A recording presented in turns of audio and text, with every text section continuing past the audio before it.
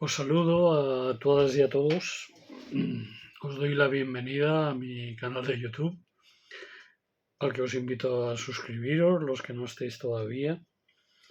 Decir que poco a poco seguimos creciendo y daros las gracias a comentarios muy elogiosos que seguramente de forma injusta, aunque seguro, de forma injusta e inmerecida recibo. Bueno, aquí estamos. Quiero tratar dos problemas, os advierto.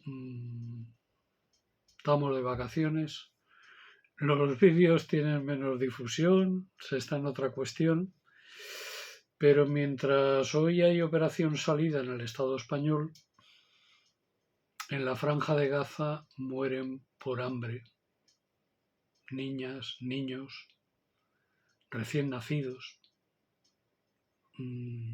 La crueldad es terrible. Lo que está pasando es terrible. Pero claro, ¿cómo podemos ayudar, apoyar y solucionar el tema? Es lo que muchas personas se plantean. En primer lugar, hay que seguir con las concentraciones, las manifestaciones, el combate en redes sociales en favor de la causa palestina, contra la aniquilación sionista, porque el ente sionista, conocido como Estado de Israel, lo que está dejando muy claro es que lo que quiere es exterminar al pueblo palestino que todavía vive en Palestina. Esa es su voluntad real. Está actuando a lo bestia en Gaza, pero sigue actuando en el caso de Cisjordania sin parar.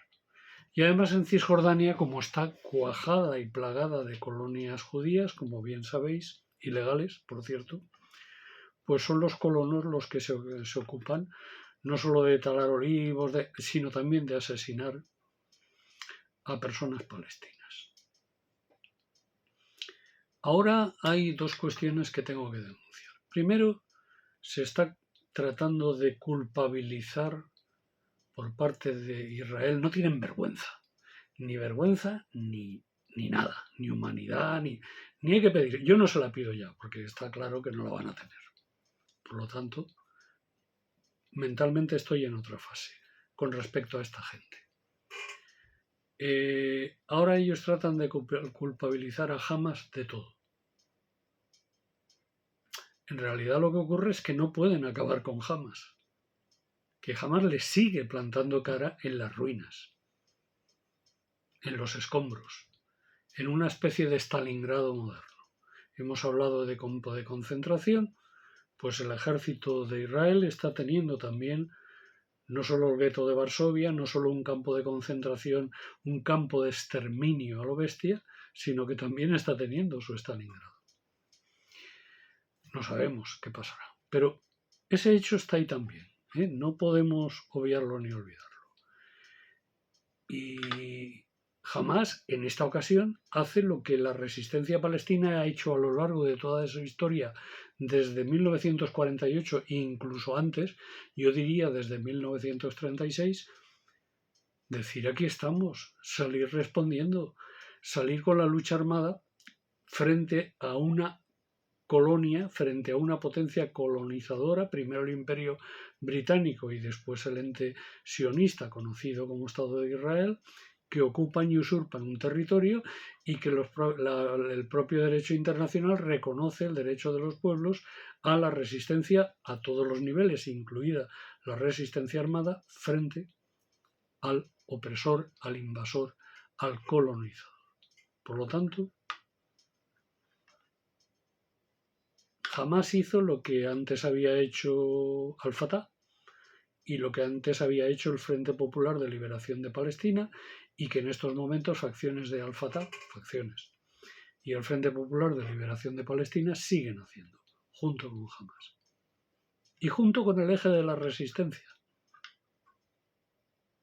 Es decir, Hezbollah, Ansarullah en el Líbano, en Yemen, y milicias pro-palestinas en Irak, etc.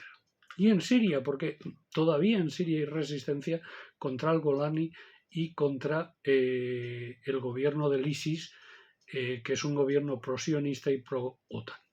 Bien, impuesto por los británicos. Bien, pues en esta situación de matanza, de hambruna, de tal, se le ocurre a Francia y se le ocurre a Gran Bretaña decir, oye, que si no tal, que si no acabáis con la matanza, reconoceremos al Estado palestino. A lo que Netanyahu debe estar temblando de miedo, porque le da igual. De hecho, el Estado palestino está reconocido por 148 estados del mundo. Pero ¿qué ocurre cuando muchos estados del mundo reconocen, y sobre todo de Europa Occidental, de la Unión Europea, reconocen al Estado palestino? ¿Qué es lo que hacen? Cuando en la Unión Europea, los dirigentes de la Unión Europea, dirigentes británicos, hablan del Estado palestino, ¿de qué están hablando? Os voy a empezar por la mayor. Están hablando de apoyar y potenciar el ente sionista conocido como Estado de Israel. En realidad no están reconociendo un Estado, están reconociendo la autoridad nacional palestina, usurpada en estos momentos por un colaboracionista del sionismo y de Occidente que se llama Mahmoud Abbas, que no reconoció los resultados de las últimas elecciones democráticas y continuó ocupando una función en la que ya le ha pasado el tiempo electoral hace mucho, pero siempre pone excusas para no convocar elecciones, por cierto, con el apoyo del ente sionista y de Occidente. Estamos pues ante un cipayo.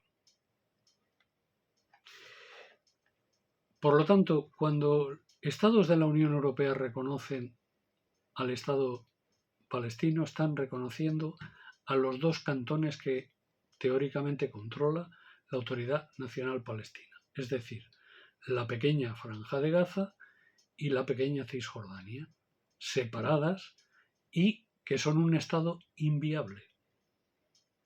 Dos pedazos de tierra que no tienen viabilidad como Estado desde ningún punto de vista. ¿Y esto qué quiere decir? Que reconocemos los dos cantones de la unidad del Estado palestino, de la Autoridad Nacional Palestina, y la parte del león, la carne, se la queda al ente sionista de Israel. Y protegemos al ente sionista de Israel. De forma que nunca vamos a encontrar la solución, porque la solución va a ser un solo Estado palestino en la Palestina histórica. Esa va a ser la única solución que va a tener este problema. No son los dos estados, uno solo. Que este debe ser democrático, debe ser multiétnico o lo que sea, que debe ser, pues evidentemente,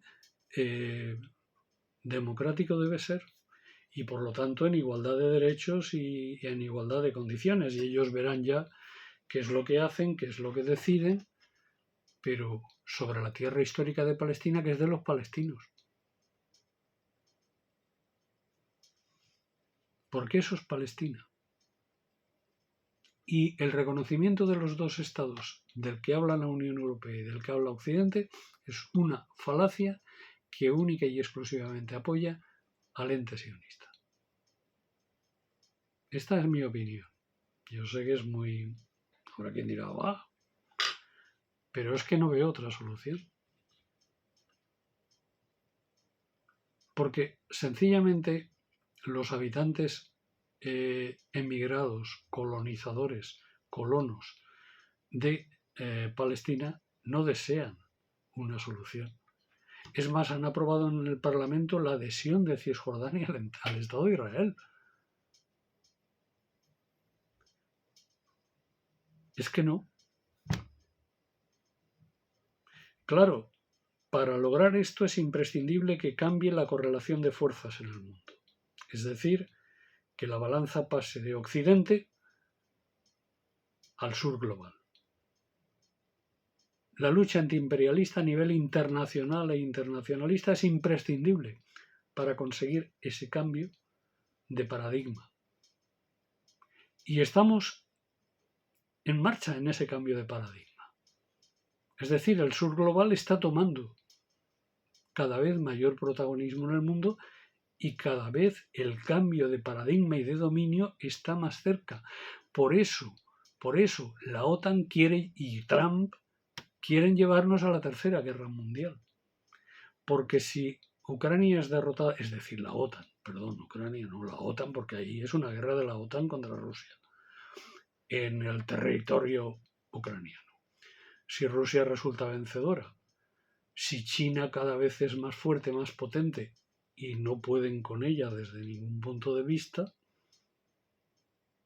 pues comenzarán a perder sus privilegios y su poder. De hecho, ya han perdido gran parte de sus privilegios y de su poder. De hecho, representa a Occidente, la OTAN, no llega al 20% de la población mundial. Por eso cuando a China le hablan de aranceles se ríe y le dicen, no comercies con Rusia, diré yo, ¿a mí qué me contáis? Pero si es que el mundo es muy grande, hay muchos millones de habitantes. Lo que pasa es que esos millones de habitantes tienen que organizarse y la misma lucha en pos y en favor de la causa palestina tiene que tener también una componente política y unos objetivos políticos. No estoy hablando de electoralismo, de partido, no. Lo que es una dirección política y una estrategia política para conseguir que Palestina sea libre e independiente. Y la Palestina libre e independiente solo será posible en un cambio de paradigma internacional. Y por eso es por lo que hay que trabajar. ¿Que antes quieren exterminar a los palestinos? De acuerdo. En estos momentos, ¿quién más sólidamente ahora, estos días? Hezbollah ha tenido una actuación decididísima, Siria en su momento también, el papel de Siria fue clave, por eso derrocaron al gobierno de Al-Assad. No digo que fueran angelitos de la calle ni un gobierno ejemplar, puede haber opinión que sea, desde luego más ejemplar que lo que hay ahora fue. Entonces, porque aquí lo de cortar cuellos, ¿no? Los rebanacuellos son los que están ahora en el poder. Entonces, y si no que se lo digan también a los drusos, etcétera. Entonces, la cuestión es que hay que trabajar por ese cambio de paradigma mundial porque por ahora ni la hambruna ni la guerra de exterminio van a finalizar. Y entonces, ¿por qué también Inglaterra y Francia dicen que reconocemos en septiembre? Porque, hombre, en Londres están cientos de miles de personas en la calle, en toda Gran Bretaña, en Francia han habido grandes manifestaciones, en la misma Alemania, que tiene una actitud total y absolutamente antisemita, porque ya sabéis que los semitas son los árabes, los palestinos son semitas, los colonos no son semitas, son europeos trasplantados. Entonces, esta actitud antisemita del gobierno alemán, antiárabe, pues también tienen una situación de debilidad. En toda Europa están habiendo grandes movilizaciones, en Estados Unidos, por supuesto en el mundo árabe, por supuesto en Asia, por supuesto en América Latina. Entonces, están bien que hayan actitudes, que hayan cosas simbólicas, que si los barcos, que si está bien, pero también hay que tener en la cabeza una estructura política de cómo realmente puede cambiar la correlación de fuerzas. Porque aquí lo que se trata es de hacer cambiar la correlación de fuerzas, no de poner parches humanitarios. Hay que parar la matanza, hay que frenar la matanza, hay que conseguir un alto al fuego, es cierto. Pero será eso, un alto al fuego. Simplemente un alto al fuego.